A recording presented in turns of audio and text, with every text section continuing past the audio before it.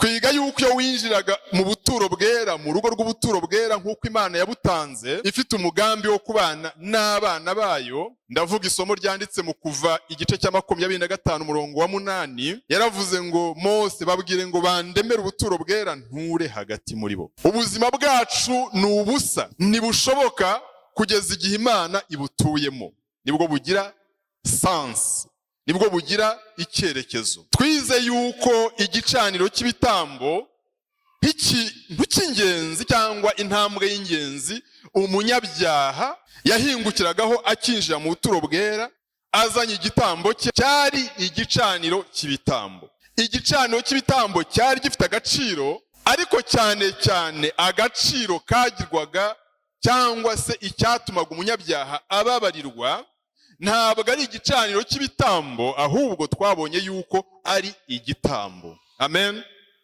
Igicaniro cy'ibitambo cyari gihagaze, gifite icyo gihagarariye, cyari gihagarariye umusaraba. Umusaraba mu bumwe ni ingenzi cyane, kubera yuko ndavuga ngo mu bumwe tutavuze imisaraba. Kristo abambwa yabambwe hagati y'imisaraba ibiri, nuwe ubwo yose yari imisaraba ingahe? 3. Kandi aho babambaga inyabihanga hari huzuye imisaraba. Ariko umusaraba twakirijweho, umusaraba umukiza wacu yabambweho, Ellen White yaratwandikiye mu gitabo cy'ibyakozwe n'intumwa ngo uriya musaraba iyo uwuvanye mu Mukristo, Umukristo arijima, ngo bisa nko gukura izuba mu kirere. Kugira ngo Umukristo abeho nuko umusaraba ugomba kugenza gute? Kuboneka. Ngo kandi umusaraba ni indahiro Imana yirahiye ko nta munyabyaha ukwiye kugenza gute? Ukwiye kurimbuka. Kandi hariho iki? Harabonetse umusaraba. Amen. Igicaniro cy'ibitambo cyashushanyaga umusaraba, ariko cyane cyane ibitambo byagitambwagaho byacureraga cyangwa byashushanyaga Kristo wari uhagarariye na za ntama zose zatambwaga. Niyo mpamvu Yohana umubatiza arimo kubatiza akabona igitambo, yabwiye abantu uti mbonye intama w'Imana, dore nguriya, uyu niwe ntama w'Imana ukuraho ibyaha by'abari mu isi. Kandi aramubatiza. Nabyo mu buturo bwera byari bifite igishushanyo cyitwa igikarabiro. Abantu kugeza uyu munsi baracyakorerwa uriya muhango, ariko niba ugifite agaciro nk'ako wahoranye igihe cya Yohana umubatiza, nibyo ntazi.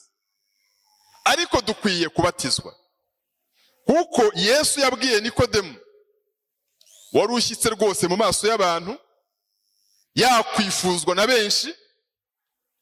Yesu amubonye amugirira impuhwe, aramubwira ati Nikodemu, ikigukwiriye ni ukubyarwa ubwa kangahe? Ni ukubyarwa ubwa kabiri. Dukwiriye gukaraba, dukwiriye gukorerwa icyo kimenyetso cy'uko dupfuye, kandi dukwiye gupfa. Nitudapfa none tuzapfa ejo. Sinzi niba mukinkurikiye, ariko ndashaka kuvuga ngo ibyiza icyo Imana idushakaho ni uko tubatizwa, ni uko dupfa kuri kamere yacu, ni uko dupfa ku cyaha, tukabeshwaho n'umwuka w'Imana. Ngo ni ukuri ndakubwira yuko ikigukwiriye ari ukubyarwa n'amazi ndetse n'iki? N'umwuka. Ibitari ibyo, niba twanze kubyarwa n'amazi ngo tubyarwe n'umwuka, kubaho kwacu ntacyo bitumariye. Kandi abemeye bose kubyarwa n'amazi n'umwuka, abemeye guca bugufi bakoroha imbere y'Imana, abemeye ko Imana ishongesha kamere yabo, kamere y'ababyawe n'umugore bose ni imwe, ni kamere y'icyaha. Icyaha kitwiyorobekamo, niyo ukora ibyo gukiranuka ukabikorana ubunyacyaha. Turacyari kumwe? Imana irashaka yuko dupfa kuri iyo kamere kugira ngo umwuka w'Imana abone ahatura muri twebwe. Twarakomeje tubona yuko iyo wavaga mu rugo umaze gutamba, umunyabyaha yigendeye, umutambyi wamufashije ako kazi agakaraba, yinjiraga ahitwa ahera. Tubona yuko ahera habaga ameza y'imitsima, tubona yuko habaga icyoserezo cy'imibavu, ndetse yuko habaga igitereko cy'amatabaza 7. Kandi ibyo bico byose ntago byari bitandukanye n'ibya mbere n'ubundi byacureraga Kristo, kuko niwe wari umutsima w'umugingo, nk'uko yabyivugiye muri Yohana igice cya 7 uhereye ku murongo wa 32 avuga ati nijye mutsima w'iki. Akomeza asobanura uko ari we mutsima w'ubugingo. Yohana igice cya 7 abo tutabanye bataza kuzimira, ni igice cya 6 mu mbabarire, usomye umurongo wa 35. Yesu arababwira ati nijye mutsima w'ubugingo, uza hondi ntazasonza na hato, nunyizera ntabwo azagira inyota na hato. Kandi twabonye yuko ari we mucyo w'ubugingo. Yohana nabyo yari yabitubwiye mu gice cya mbere. Twaraye twize icyigisho nimugoroba cyerekeranye nuko imibavu cyangwa icyoserezo cy'imibavu cyahumuzaga hera cyane, cyashushanyaga amasengesho y'abera. Umunyabyaha wizeye igitambo cy'ikaruvari, akemera kubatizwa, akemera gutungwa n'ijambo ry'Imana, agatangira kumurika kubw'ubuhamya bwiza, kubw'imirimo myiza idakomoka muri we, ikomoka mu guhinduka kurimo kumubaho. Uwo nguwo arasenga, kandi yasenze asenga mu izina rya Yesu. Imana ihabwe icyubahiro. Asenga mu izina rya nde? Asenga mu izina rya Yesu. Twaraye twize gusenga mu izina rya Yesu icyo bishatse kuvuga. Ntabwo dushobora gusenga ngo isengesho ryacu ryumvwe n'Imana twanduye, kuko imirimo yacu ntishobora guhinduka umubavu uhumurira neza Imana ikiranuka. Ariko kuko hari uwakiranutse, amen, uwo tugiye kureba, uwo twasomewe, winjiye ahera cyane akahinjira atari umutambyi mukuru, akahinjira atinjiye mw'iri hema ryo mu isi, ngo akahinjizwa n'amaraso atarayihene n'ibimasa n'intama. Uwo nguwo niwe dusenga mu izina rye, kuko amaraso ye, kuko umubavu parufe, umubavu w'imirimo ye, umubavu wo gukiranuka kwe, niwe ubasha guhumurira Imana, maze isengesho ryacu rikagira agaciro. Twaraye twize ko dukwiye gusenga mu izina rya Yesu. Inshuro nyinshi turavuga tuti nuko tubisabye tubyizeye mu izina rya Yesu, tukabivuga ari ururimi rubivuze, umutima wacu utabizi. Twihutira kuvuga ngo mu izina rya Yesu tutazi icyo tuvuze. Nituvuga ngo mu izina rya Yesu tuba tuvuze iki? Tujye tumenya yuko tuvuze ngo nge ndi mubi bikabije, nge sinshyitse Mana, niba ari icyifuzo runaka ndimo gusabira, rwose sinkwiye kugihabwa bitewe n'uwo ndi we n'ibyo nakoze. Ariko mu izina rya Yesu, Mana ndebera muri we, mbashe kugenza gute? Mbashe gukira. Ubuturo bwera bwari bufite ibyumba, bwari bufite imigabane 3, kandi ubuturo bwera ni inzira y'Uwiteka, ni inzira y'agakiza, ni inzira umunyabyaha yaciriwe kugira ngo Imana yongere kugira ishusho y'Imana ituye mu muntu. Umugambi w'Imana itwoherereza Emmanuel wari uko Imana iba muri twebwe. Amen. Uwo mugambi ntago Imana yawuretse. Imana iracyari yo kwizerwa, kuko itivuguruza. Emmanuel kuri aya manywa n'ubu arashaka kubana natwe. Imana yashatse kudutsindishiriza, idutsindishiriza binyuze muri Kristo. Uwo mugambi igihe kigeze nyuma y'imyaka isaga 4,000 urasohora. Yesu aravuga ngo birarangiye, inyoko muntu yose ihabwa agakiza, kandi ntago nzarambirwa kubivuga, namwe ntimuzarambirwe kubyumva. Imana yacu ihabwa icyubahiro. Imana yagambiriye kutweza kuko kamere yacu iranduye cyane. Twavukiye muri Egiputa, dukurira muri Egiputa, imico yacu niyo muri Egiputa, ururimi tuvuga n'urwo muri Egiputa. Niyo mpamvu Imana ishaka kudukiza ubunyegiputa ikoresheje uburyo bwo kutweza. Kandi Imana nimara kutweza izaduha ubwiza muhumure. Haleluya. Imana nimara kutweza tugeze ku rugero rushyitse, tumaze kumera nk'ibisukwa ku gicaniro, izatuvana ahera itugeza ahera cyane, izaduha ubwiza. Mu rugo rw'ubuturo bwera bwari umugabane wa mbere.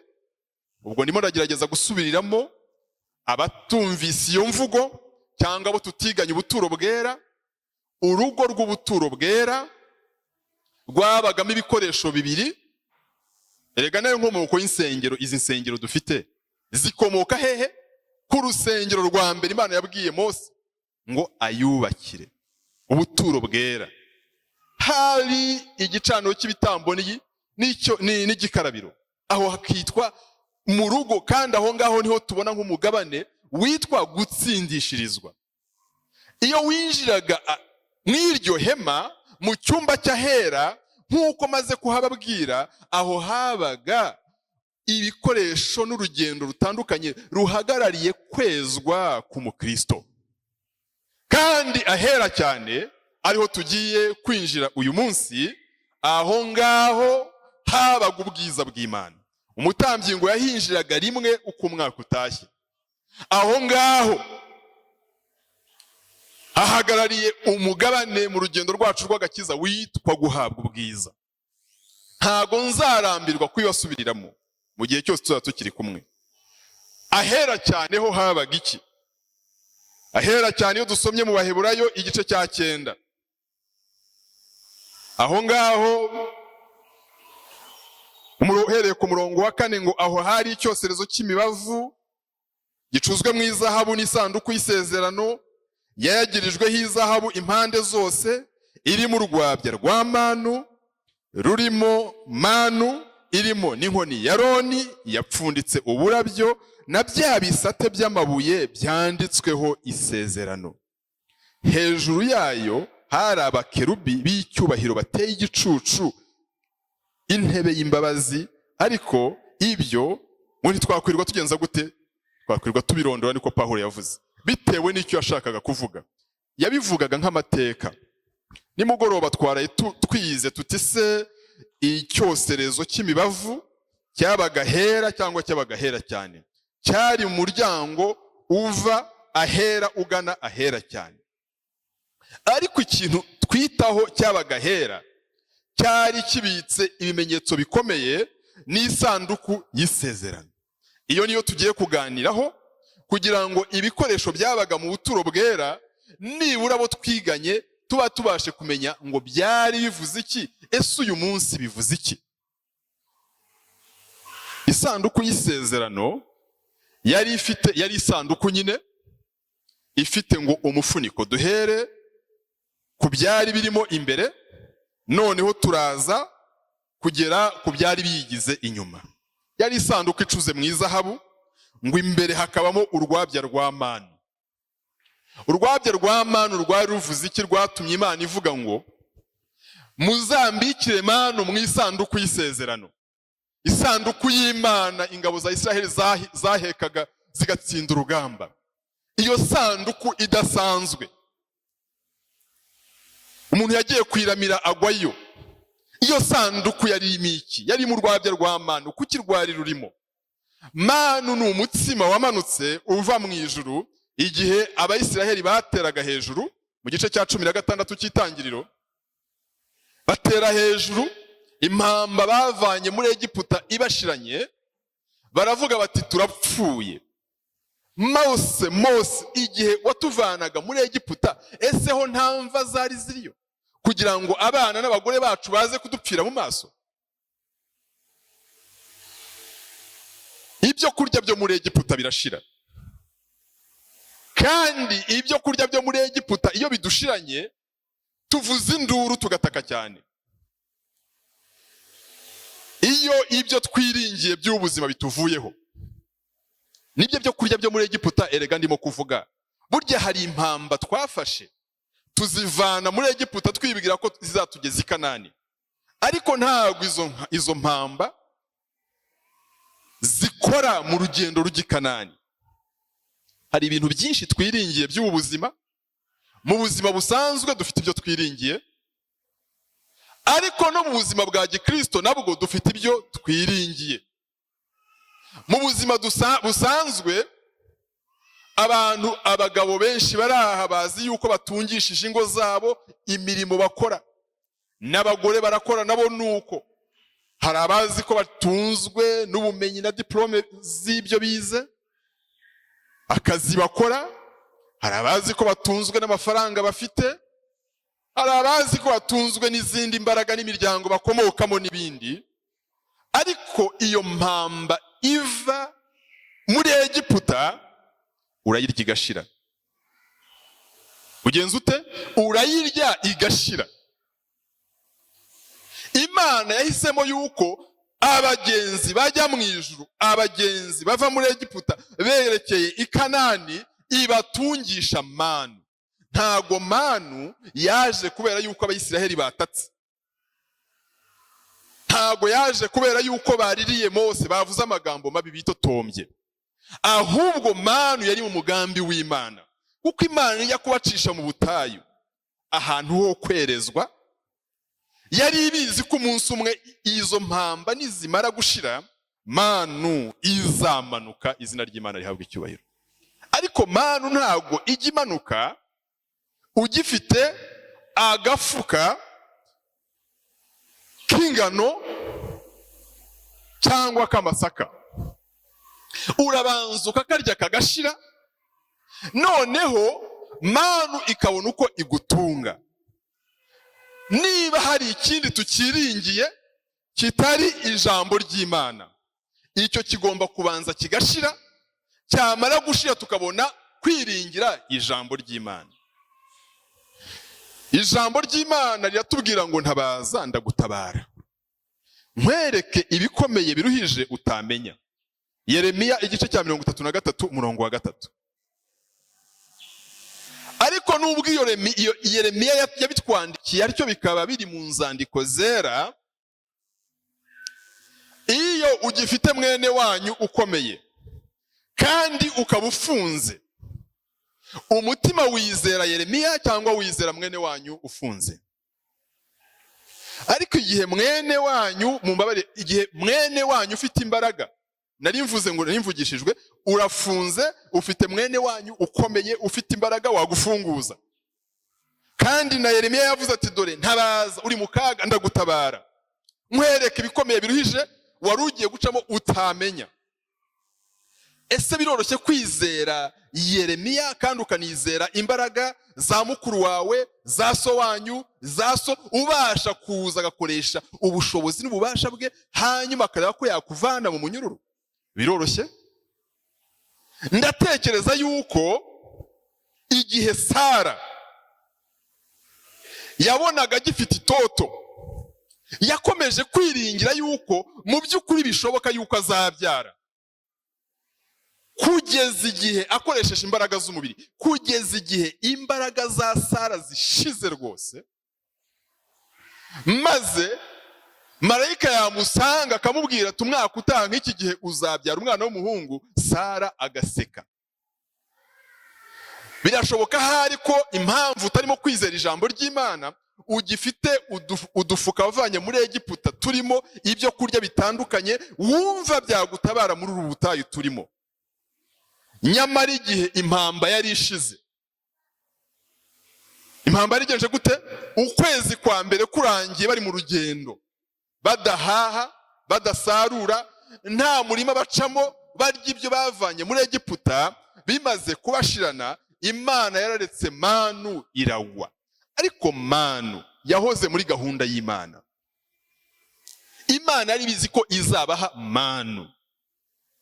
Imana yaduhaye ijambo ryayo hashize igihe kirekire.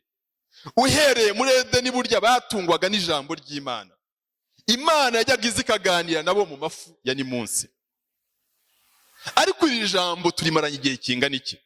Benshi bararipfanye, bapfa baryiseguye, riri iburyo bwabo cyangwa riri ibumoso bwabo aho barara, ariko barabuze imbaraga irirambura ngo baryizere.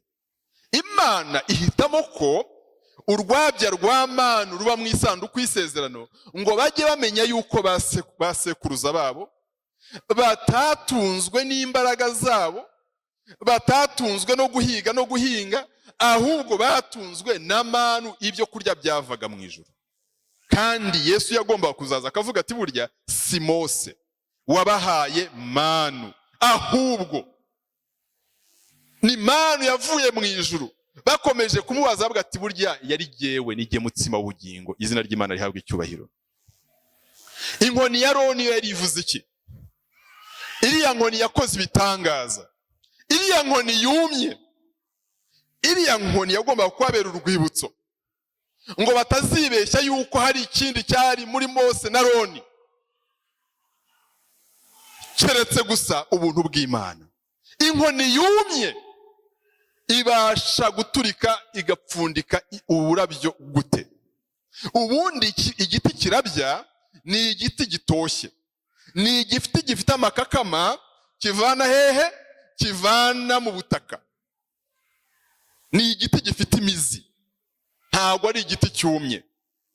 Ariko hari ibanga muri iriya nkoni, yago yari inkoni isanzwe. Iriya nkoni irabya uburabyo kandi yumye. Byari bivuze iki? Nubwo Mose yari umuntu nka bene wabo, yagize igihe cyo gukoresha imbaraga ze. Nubwo Aroni yajyaga ageraho agahinyura, muribuka yuko yaje guseka no kunegura umugore wabo, ariko Imana yemeye gukoresha inkoni yumye kuko ari Imana ishobora byose. Ariko ikindi ngira ngo tuganeho twihuse, cyari mu isanduku y'isezerano yari amategeko y'Imana. Amategeko y'Imana Imana yahaye Mose. Imaze kuyaha Mose ku musozi wa Sinayi, Abisiraheli bose bitura hasi. Bitura hasi baramya Imana, babwira Mose bati Mose, babonye kurabagirana amanukanye akuvanye kuri Sinayi, bumvise ijwi ry'inkuba no kurabya kw'imirabyo, basezerana isezerano ry'umubiri yuko batazagenza gute, yuko yose bazayakurikiza hatabuze na kadomo. Ariko Imana yari izi ko bivuze nk'abantu buntu b'inyama n'amaraso. Nanone Imana muri aya mategeko yari yarasezeranye ikirushaho kuba cyiza. Ayo mategeko ntiyamaze kabiri na Mose ubwe, kuko yari inkoni yumye. Yongeye gusubira kubonana n'Imana ku nshuro ya kabiri, aje asanga ibintu byacitse. Bahereye ku rya mbere bica ayo mategeko Imana yabahaye: ntukagire indi mana cyangwa izindi mana mu maso yanjye. Irya mbere bariheraho, barabanza bagenza gute? Biremera inyana. Ngo Mose wa muntu watuvanye muri Egiputa twagenje gute? Twamubuze. None Aroni tugiye kurindagirira muri ubu butayu, dushakire indi mana izatugeza cyangwa izatuyobora muri uru rugendo. Nkaho Mose mu by'ukuri yari Imana y'Abisiraheli. Kubera ko Mose yabuze, yatinze, yamaze iminsi 40 hejuru ya Sinayi, bibwiye yuko ubwo yajyanye n'Imana ye. Yari Imana mu by'ukuri ya Mose, ariko ntiyari Imana yabo, kubera yuko bari bagifite ubunyegiputa bwinshi muri bo.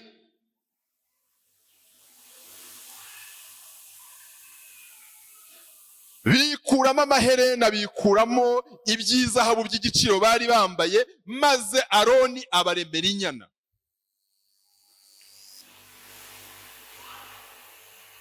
Abaremeye inyana igihe Mose yamanukaga agarutse kureba iteraniro, asanga barabyina uko babyiniye Imana imaze kubambutsa inyanja itukura, ni nako babyiniraga iriya nyana icuze mu izahabu. Mose ayikubita amategeko arashwanyagurika. Ariko Imana kuko ifite umugambi wo kunkiza, wo kugukiza, ibyaha byose nagiye nkora n'ibyaha wagiye ukora, Imana yakomeje kutwihangana no kuduhendahenda no kuduha andi mahirwe ngo ahari irebe ko twakanguka abasinziriye, irebe yuko twakwizera abatizera, irebe ko twashira uburangare twahindutse indangare, abakerensa iby'ijambo ryayo. Irongera ku murongo wa 10 w'igice cya 8 cy'Abaheburayo, Pawulo atubwira uko Imana yaje kubigenza nyuma y'ayo mategeko yanditse ku bisate by'amabuye, ngo kuko iri sezerano ryo nzasezerana n'inzu ya Isiraheli hanyuma y'iyo minsi, ni Uwiteka avuga, nzashyira amategeko yanjye mu bwenge bwabo, nyandike mu mitima yabo, kandi nzaba Imana yabo nabo bazaba ubwoko bwanjye. Imana yabandikiye ari amategeko ku nshuro ya kabiri ngo bayashyire muri ya sanduku y'isezerano. Bajye bahora bazirikana yuko nubwo ayo mategeko ari mu isanduku ipfundikiye, ariko Imana yabahaye andi mahirwe yo kuyandika ku bisate by'imitima yabo. Ariko ikirenze ibyo ngibyo, Imana yakomeza kubibutsa ubutabera bwayo. Ariya mategeko bavandimwe murayibuka yarangahe? Kugira ngo ubushyuhe mu burwanye mujye munsubiza, yari amategeko angahe? 10. Anyuranye n'andi mategeko yitwa amategeko y'imihango. Amategeko 10 y'Uwiteka ahamya gukiranuka n'imico y'Imana. Ariya mategeko mu by'ukuri arerekana iki? Ariya mategeko arongera kutwibutsa, ntabwo akibutsa Mose yagiye mu ijuru, ntabwo akibutsa Aroni ntakiriho, saya Miriyamu n'ayanjye nawe. Ariya mategeko avuga iki? Ariko ni amategeko y'imirimo cyangwa ni amategeko y'ubuntu. Satani mu buriganya bwe bwinshi yatumye duhusha intego, twibwira yuko ariya mategeko agamije kuduha urutonde rw'imirimo tugomba gukora. Mbafitiye inkuru nziza kuri aya manywa. Bantu mutekereza ku mategeko mugatekereza imirimo. Ariya mategeko ni amategeko atubuza imirimo, ni amategeko atuzanira ikiruhuko, ni amategeko y'ubuntu. Amen. Kubera yuko iyo uyasomye usanga yose atubwira ngo tubeshweho n'imbabazi z'Imana, dusigeho dutuze. Kuko Abisiraheli Imana yarabwiye ngo ntimukagire izindi mana mu maso yanjye. Ubwo yari bahaye akazi kangana iki bantu bakunda imirimo? Umurimo Uwiteka yarahaye Abisiraheli ni uwuhe? Abadivantiste munsi wa 7, andi madini, abandi bene data bashaka Kristo bitwa abakristo, batuzi ngo nk'abantu bihambira ku mirimo, bihambira ku mategeko, legaliste.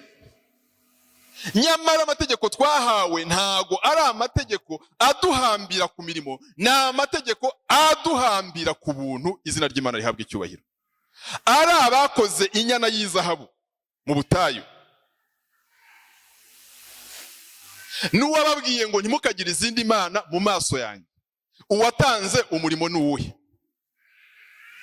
Igikorwa kiri hagati aho ngaho, hagati yo kutagira imana izindi mana mu maso y'Imana no gucura ibigirwamana abantu birirwa bicurira.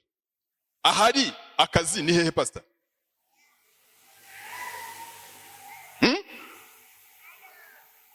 Ikibazo mbaza kirabaza ngo Imana yatubwiye ngo ntukagire izindi mana mu maso yanjye. Ubwo ninjiye mu isanduku y'isezerano, ndi mu mategeko. Ariko abantu bo bicurira izindi mana mu maso yabo no mu maso y'Imana. Ubwo ahari akazi ni hehe? ubwo ntibyumvikana. Abacura bari mu kazi, abacura barashishikaye, abahimba imana, abantu bagize imana mu gihe cya kera zifite amatwi, zikagira amaguru, zikagira intoki, buzuza ibishushanyo hirya no hino. Satani abonye yuko ibyo abantu bazakomeza kubibona nk'ibintu bifatika, aduhindurira izindi mana yashyize twaremye ariko zidafatika. Abantu benshi uyu munsi basenga imana yitwa amafaranga. Iyo imana y'ukuri ishyizwe iburyo n'amafaranga akajya ibumoso, mubona umuyaga w'ibitekerezo byacu uhuha ugana he? Ugana muri hafi kwinjira mu birundo. Sibyo pastor? Niho muzasobanukirwa aya magambo ndimo kuvuga ukuri kwayo. Ntimukagire izindi mana mu maso yande, mu maso yanjye. Ariko twiremeye imana zingana iki? Ushobora gusanga nubwo turi abakristo batwaye Bibiliya mu kwaha, tukaba tuvuga yuko tuzi amategeko y'Imana literally uko yanditse, ariko buri muntu wese afite akagirwamana nka zimwe zo muri Aziya cyangwa mu Buhinde ateretse ku musego we, akantu k'akamana yishingikirijeho, akantu k'umwihariko. Ariko ndagira mbabwire yuko amategeko y'Imana ni amategeko y'ubuntu. Ntimukiremere ibishushanyo bibajwe. Ariko nimwumva ko turimo kubuzwa gukora, ntimukavugire ubusa izina ry'Imana. Mwibuke kuruhukira mu isabato, ibashushanyirize ijuru, ibabwire ko jye Muremyi watangiye Arufa ari nanjye Omega. Haleluya. Ariko Imana irimo iratubwira ngo bana nimuturize imbere y'ababyeyi banyu, nimusigeho kwica, nimusigeho kugeza gute gusambana, ntimukabeshye. Ariko ntimwumva yuko buri jambo ryose ritangira ritubwira ngo dusigeho turekeraho, gakora iki ngiki, gakora kiri. Twarangiza Satani akabicurika akatugira abanyamirimo. Ni ukuvuga ko iyo wishe amategeko y'Imana nibwo utangiye urugendo rwitwa imirimo. Rero mu isanduku y'isezerano hari mu rwabya rwa manu, hakabamo inkoni ya Aroni yumye ariko iriho ikimenyetso cy'ubuntu bw'Imana, ko nubwo naba numye nawe wumye, Imana ibasha gutuma turabya izina ry'Imana rihabwa icyubahiro. Amen. Kandi hari amategeko ababwira ati bana banjye dore gukiranuka kwanjye nguku. Amategeko y'Imana bayazaniye Yesu ngo ayarondore, ayakoreho comment, agira icyo ayavugaho. Yesu arangije ababwira ati dore amategeko y'Imana n'abiri. Ari amategeko y'Imana yose yavunje muri ukunde mugenzi wawe nk'uko wikunda, kandi ukundisha Uwiteka umutima wawe wose. Ibisate bibiri, kimwe kitubwira iby'urukundo, ariko n'icya kabiri kitubwira iby'urukundo. Amen. Ingoma y'Imana yubakiye kuki? Ku rukundo. Hejuru y'iyo sanduku rero hakaba umufuniko ushushanyijeho intebe y'imbabazi, hariho abakerubi babiri ngo bateye igicucu ya ntebe y'imbabazi. Byari ukuvuga ngo ibi byose byanditse, ibi bimenyetso byose mwahawe bibitse muri iyi sanduku imbere, ibi byose bikubiye mu mbabazi z'Imana idahinduka. Intebe yayo ni imbabazi, izina ry'Imana rihabwa icyubahiro. Yitwa intebe y'imbabazi, yitwa intebe y'ubuntu. Amen. Intebe z'abacamanza bo muri iyi si ziratinyitse, ariko Imana yitwa intebe y'imbabazi. Buriya n'abanyabyaha bazarimbuka bazaba bagiriwe imbabazi, kuko umunyabyaha atarimbutse akabaho byiteka yanze kwizera Imana. Cyo ni kimwe. Ariko ku rundi ruhande akeneye kuruhuka, ibyaha bye n'ububi bwe n'ubuhemu bwe bikagira iherezo, bikarimbuka nabyo. Amen. aho rero niho bitaga ahera cyane, niho twajyanye, habaga isanduku y'Uwiteka. Aho rero habaga ubwiza bw'Imana muri iyo sanduku, aho habaga imbabazi z'Imana, hakinjirwa rimwe gusa mu mwaka.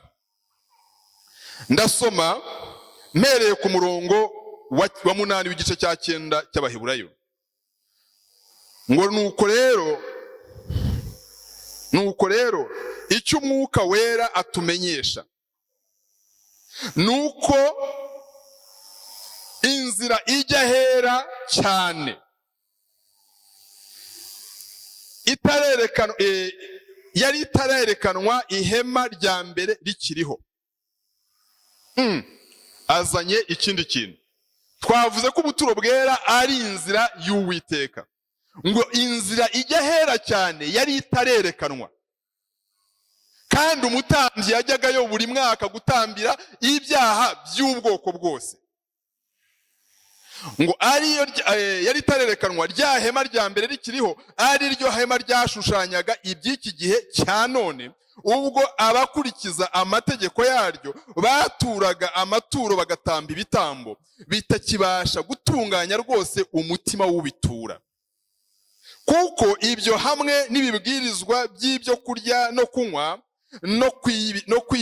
no kwibiza no kujabika by'uburyo bwinshi ari amategeko yo mu buryo bw'abantu gusa, yategetswe kugeza icyo gihe cyo gutunganywa.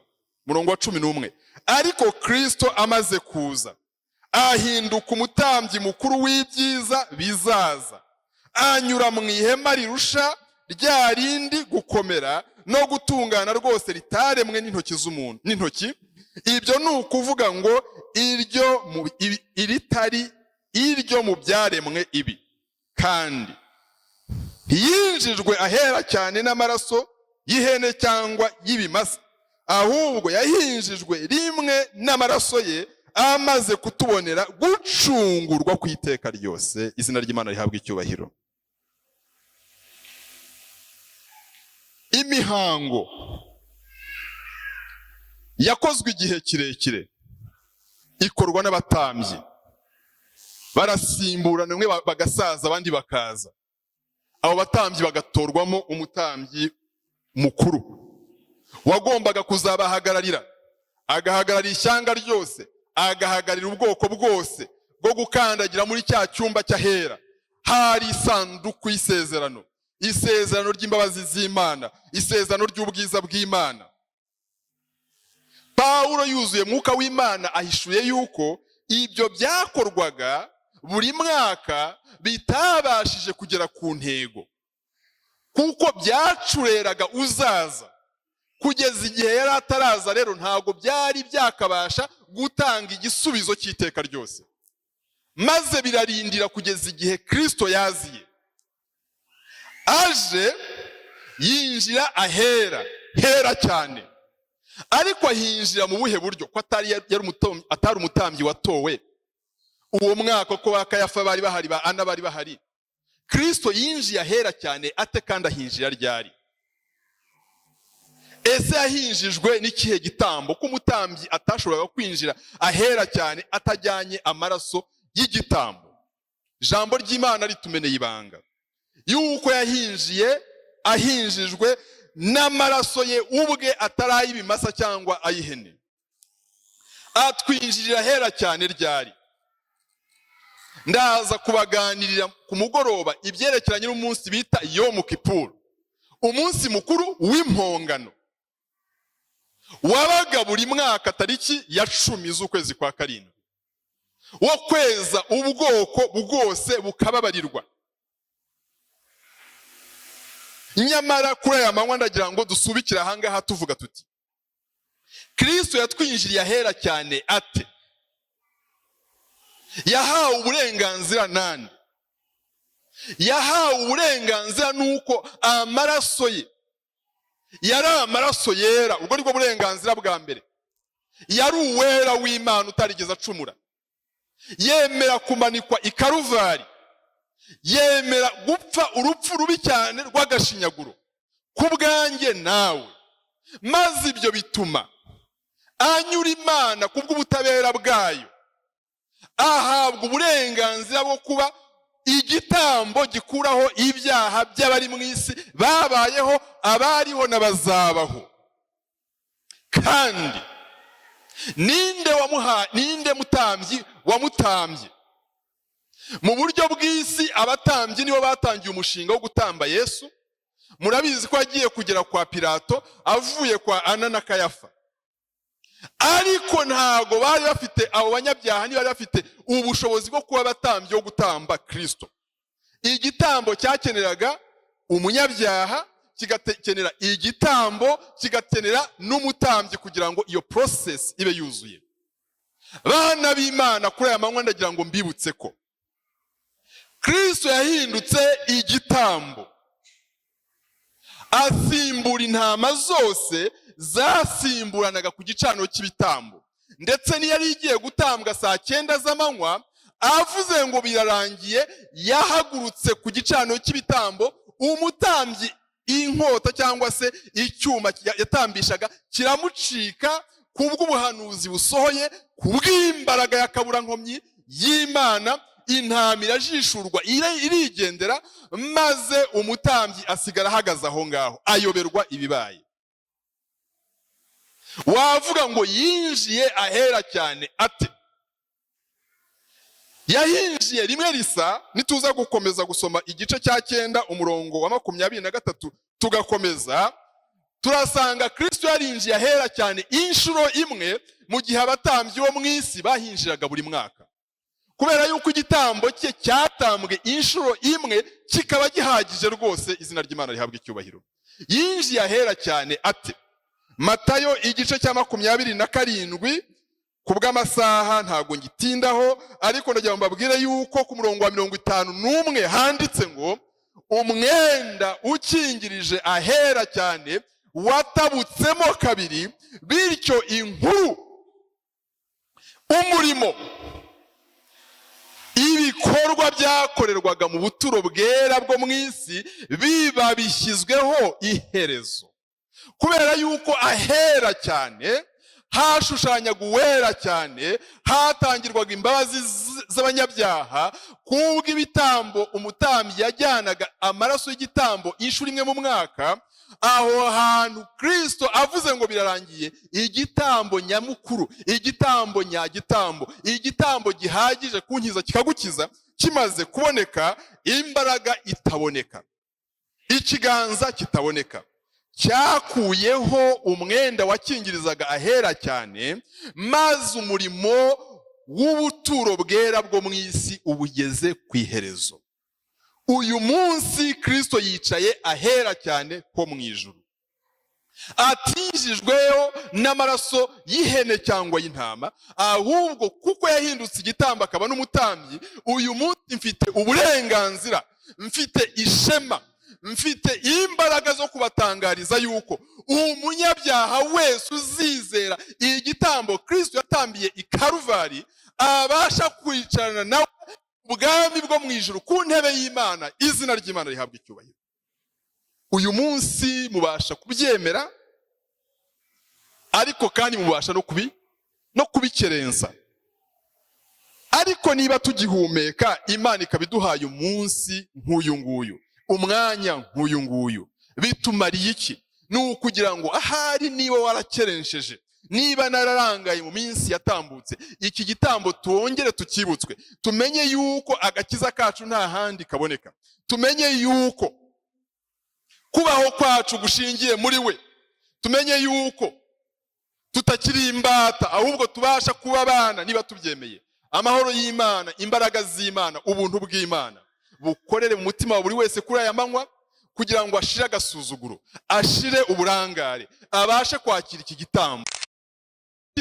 Nta nubwo azagaruka indi nshuro, ahubwo yahagiye rimwe gusa. Mu izina rya Yesu.